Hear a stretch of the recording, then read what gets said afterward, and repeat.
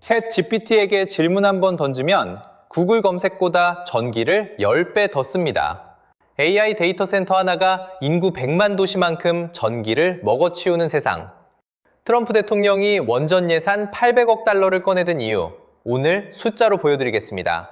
지금 전 세계에서 보이지 않는 전쟁이 벌어지고 있습니다. AI 전력 전쟁입니다. 마이크로소프트는 폐쇄된 원전을 되살리고 구글은 소형 원전 회사와 계약을 맺었습니다. 아마존은 5억 달러를 원전에 쏟아붓고 메타는 20년치 전기를 미리 사두었습니다. 이 기업들이 왜 이렇게 급해졌을까요?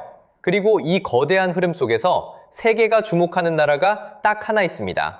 설계부터 제조, 건설, 운영까지 소형 원전을 혼자 다 만들 수 있는 나라, 대한민국입니다. 오늘 이 영상에서 AI 전력 위기의 실체, 트럼프의 원전 4배 계획, 그리고 한국이 쥐고 있는 카드가 무엇인지 숫자로 정리해드리겠습니다. 챗 GPT에게 질문 한번 던지면 구글 검색보다 전기를 10배 더 씁니다. AI 데이터 센터 하나가 인구 100만 도시만큼 전기를 먹어치우는 세상. 트럼프 대통령이 원전 예산 800억 달러를 꺼내든 이유, 오늘 숫자로 보여드리겠습니다. 지금 전 세계에서 보이지 않는 전쟁이 벌어지고 있습니다. AI 전력 전쟁입니다. 마이크로소프트는 폐쇄된 3마일 원전을 되살려 20년치 전기를 확보했습니다. 구글은 소형 원전 기업 카이로스 파워와 500메가와트 계약을 맺었고요. 아마존은 5억 달러를 원전에 쏟아부었습니다. 메타는 테라파워와 20년간 원전 8기분의 전기를 미리 사두었습니다. 불과 2, 3년 전까지만 해도 이 기업들은 태양광과 풍력으로 100% 전기를 조달하겠다고 했었습니다. 그런데 왜 갑자기 원전으로 돌아선 걸까요? 국제에너지기구 IEA의 전망을 보겠습니다. AI에 최적화된 데이터 센터의 전력 수요는 2030년까지 지금의 4배 이상으로 늘어납니다. 미국만 놓고 보면 데이터 센터 전력이 2024년 대비 130%나 증가합니다. 하이퍼스케일 AI 데이터 센터 하나가 소비하는 전력이 100메가와트가 넘습니다. 이게 어느 정도냐면 인구 100만 도시가 쓰는 전기와 맞먹는 수준입니다. 그런 데이터 센터를 기가와트급으로 짓겠다는 기업들이 줄을 서 있는 겁니다. 태양광으로 감당이 될까요? 안 됩니다. 해가 지면 발전이 멈추고 바람이 안 불면 풍력도 멈춥니다. 데이터 센터는 365일 24시간 쉬지 않고 돌아가야 합니다. 전압이 흔들리면 서버가 다운됩니다.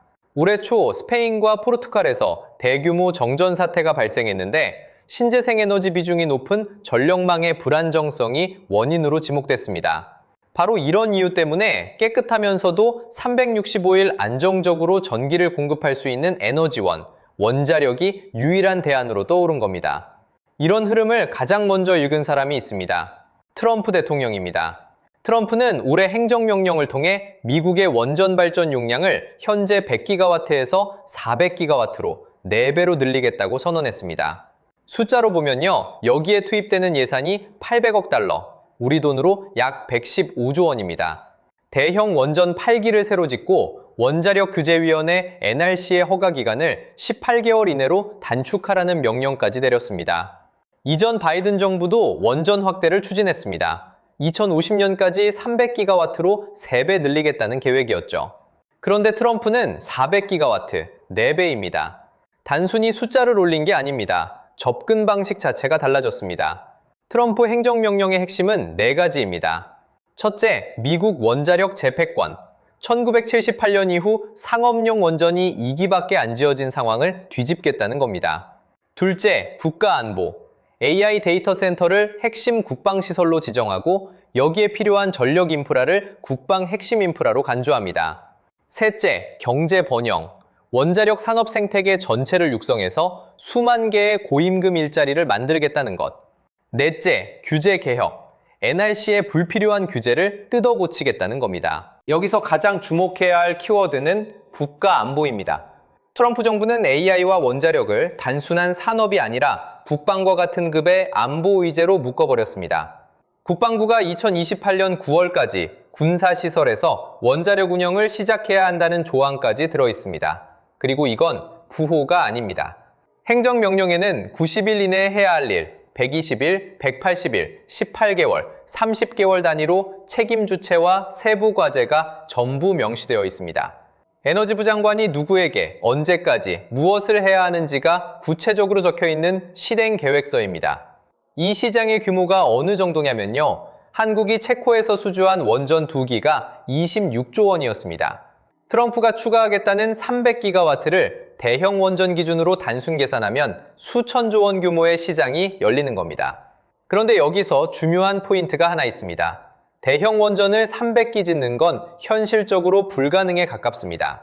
부지 확보, 건설 기간, 비용 문제가 너무 큽니다. 대형 원전 하나 짓는데 10년 이상 걸리고 투자비가 10조 원을 넘습니다. 그래서 등장한 것이 SMR, 소형 모듈 원자로입니다. 쉽게 말하면 대형 원전의 내구 블록 버전입니다. 300메가와트 이하의 작은 원자로를 공장에서 찍어낸 뒤 현장에서 조립하는 방식입니다. 건설 기간은 3년 이내, 투자비는 1티 2조 원 수준. 기가와트급 전력이 필요하면 여러 개를 모아서 배치하면 됩니다. 안전성도 획기적으로 높아집니다. 대형 원전은 전기가 끊기면 냉각 펌프가 멈추는데 이게 바로 후쿠시마 사고의 원인이었습니다. 반면 SMR은 펌프 없이 자연 대류만으로 냉각이 가능합니다. 열용량 자체가 작기 때문입니다. 한국이 개발 중인 ISMR의 사고 빈도는 10억 년에 한 번, 통계적으로 사실상 의미가 없는 수준입니다. 이미 현실이기도 합니다. 러시아는 북극에서 바지선 위에 올린 SMR을 2020년부터 가동 중이고 중국은 산동반도에서 2기를 운영하고 있습니다. 미국에서는 빌 게이츠의 테라파워가 40년 만에 건설 허가를 받았습니다. 숫자로 보면요. 글로벌 SMR 시장은 2022년 58억 달러에서 2032년 134억 달러로 연평균 8.7%씩 성장할 전망입니다. 그런데 여기서 한국의 위치가 북부적입니다. 원자력연구원 임채영 본부장의 표현을 빌리면 풀스택 SMR 생태계를 가진 나라는 대한민국이 유일합니다. 설계는 원자력연구원, 제조는 두산에너빌리티, 건설은 현대건설, 운영은 한수원. 원전을 처음부터 끝까지 혼자 다 할 수 있는 나라가 한국밖에 없다는 뜻입니다. 두산에너빌리티는 지금까지 원자로 34대, 증기발생기 124대를 제작했습니다. 창원에 여의도 1.5배 크기의 원전 파운드리 공장을 세워놓고 설계도만 가져오면 다 만들어주겠다는 비즈니스 모델을 돌리고 있습니다. 현대건설은 미국 미시간 팰리세이즈에서 SMR 2기를 짓는 프로젝트를 따냈습니다. 미국 정부가 보조금 4억 달러, 약 6천억 원을 지원하고 2030년 준공 목표입니다.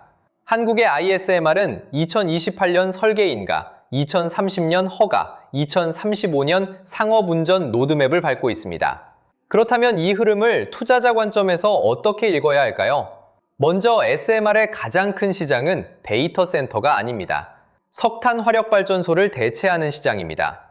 전 세계가 탄소 중립을 향해 가고 있고 석탄 발전소를 없애야 하는데 그 대안이 필요합니다. 빅테크의 선투자가 초기 시장을 만들고 중장기적으로는 석탄 대체가 본 시장이 되는 구조입니다. 한국 기업의 포지션은 명확합니다. 두산에너빌리티는 원전 파운드리로 원자로와 증기발생기를 제작합니다.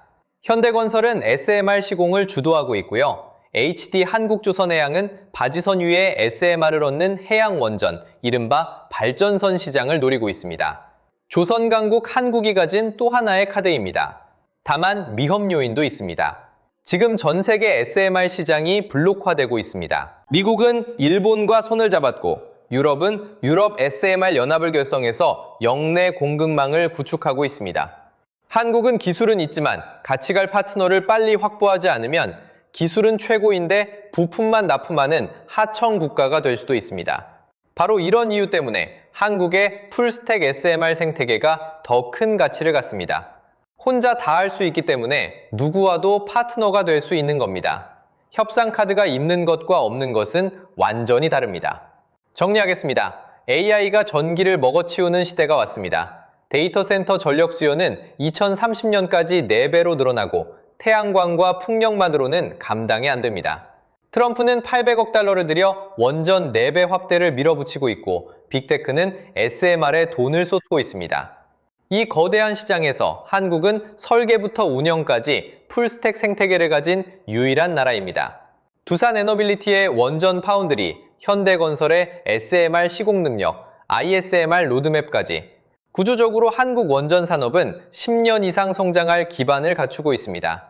투자자 관점에서 보면 지금은 밸류에이션 숫자를 따질 때가 아닙니다. 에너지 패러다임이 바뀌고 있고 그 변화의 중심에 한국 기업들이 서 있습니다. 에너지를 지배하는 자가 세계를 지배합니다. 지금 이 흐름 놓치지 마시길 바랍니다. 오늘 영상이 도움이 되셨다면 좋아요와 구독 부탁드립니다. 감사합니다.